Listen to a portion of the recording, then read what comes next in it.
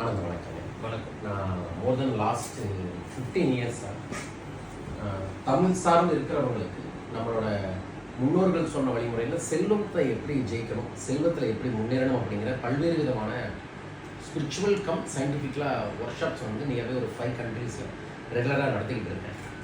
So நான் வந்து இந்த 7 வருஷத்துக்கு முன்னாடி இருந்து எல்லா ஊருக்கும் நம்ம போகிறோம், எல்லா நாட்டுக்கு நம்ம போகிறோம், எல்லா இடத்துலையுமே தமிழர்கள் இருக்காங்க.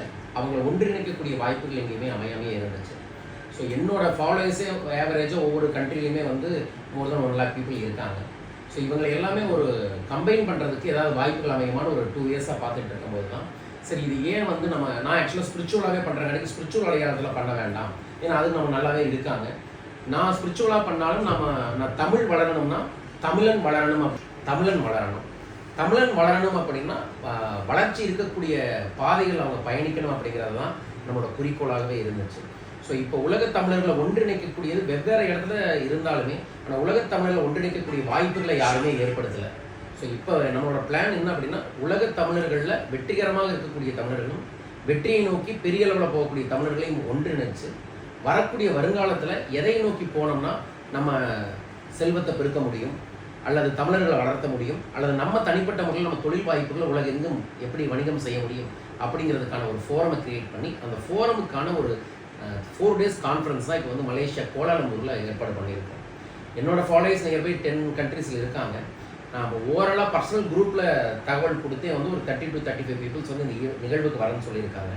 இதுலேயும் ஒரு 9 கண்ட்ரி பீப்புள்ஸ் வந்து அப்ராக்சிமேட்லி ரிஜிஸ்டர் ஆகியிருக்காங்க.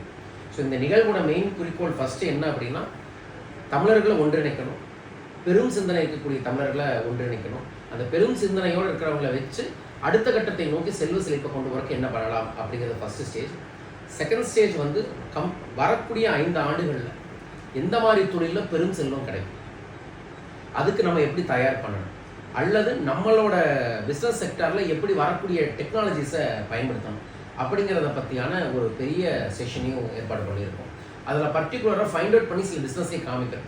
இப்போ வந்து வெல்னஸ் அப்படிங்கிற ஒரு ட்ராக்கே வந்து பிக்கஸ்ட் ஃபினான்ஷியல் க்ரோத் கொடுக்கக்கூடிய ஒரு சப்ஜெக்ட். அப்புறம் ஏஐ அப்படிங்கிற மாதிரி ஒரு செலக்டட் காமிச்சு அதில் நீங்கள் தயாராகணும்னா என்ன பண்ணலாம்.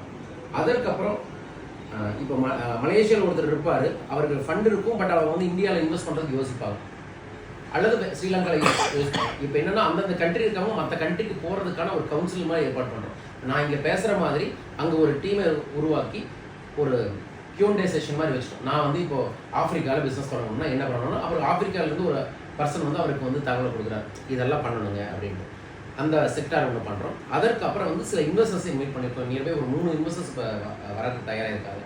அவங்க வந்து ஆல்ரெடி நாங்கள் எதில் இன்வெஸ்ட் பண்ணியிருக்கோம், அதுக்கு எங்களோட டேர்ம்ஸ் அண்ட் கண்டிஷன்ஸ் என்ன, நாங்கள் மறுபடியும் இன்வெஸ்ட் பண்ணுறதுக்கான விஷயங்களை பார்க்குறோம், அதற்கான டேர்ம்ஸ் அண்ட் கண்டிஷன் என்ன அப்படிங்கிறத அவங்க ஒரு ப்ரொஃபைல் ப்ரெசன்டேஷனாக பண்ணுறாங்க. அது இல்லாமல் வந்து அங்கே லோக்கல் மலேசியாவில் இருக்கக்கூடிய ரோட்டரி கிளப், இன்னர் சர்க்கிள், அப்புறம் உமன்ஸ் சர்க்கிள், அப்புறம் வந்து மலேசியன் இந்தியன் பிஸ்னஸ் அசோசியேஷனுங்கிற டீம், இவங்களை எல்லாமே கமெண்ட் பண்ணி அவங்களையும் நம்ம வந்து உள்ளே வர சொல்லியிருக்கோம்.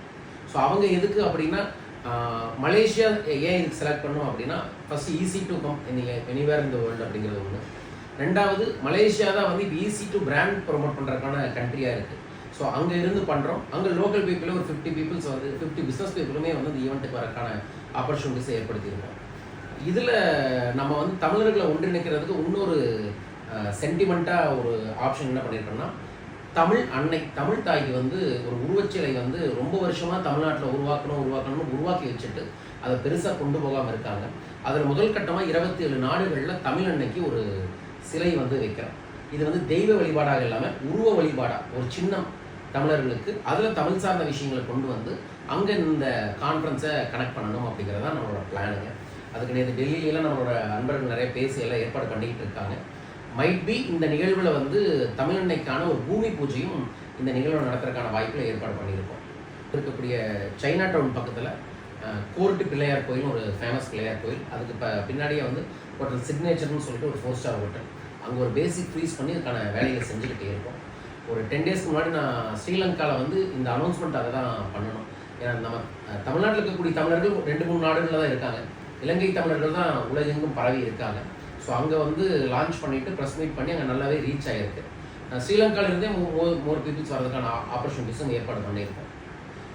ஸோ நான் ஒரு பிஸ்னஸ் பர்சன் ஏன் வரணும் அப்படின்னு கேட்டாங்கன்னா ஃபஸ்ட்டு வந்து வைடு நெட்வொர்க்கு, செகண்ட் வந்து அவங்களுக்கான பிஸ்னஸ் அடுத்தடுத்த கண்ட்ரிக்கு கொண்டு போகக்கூடிய ஒரு ஆப்பர்ச்சுனிட்டிஸ், அது ஃப்ரான்ச்சைசி கொடுக்குற மாதிரி. அதற்கப்புறம் மற்ற கண்ட்ரிக்கு கூடிய பிஸ்னஸை இவங்களோட ட்ராக்ல அவங்கவுங்க ஊர்லேயே அவங்க நாட்டிலேயே பயன்படுத்தக்கூடிய ஆப்பர்ச்சுனிட்டி. மூணாவது இன்வெஸ்ட்மெண்ட் ஆப்பர்ச்சுனிட்டிஸ்.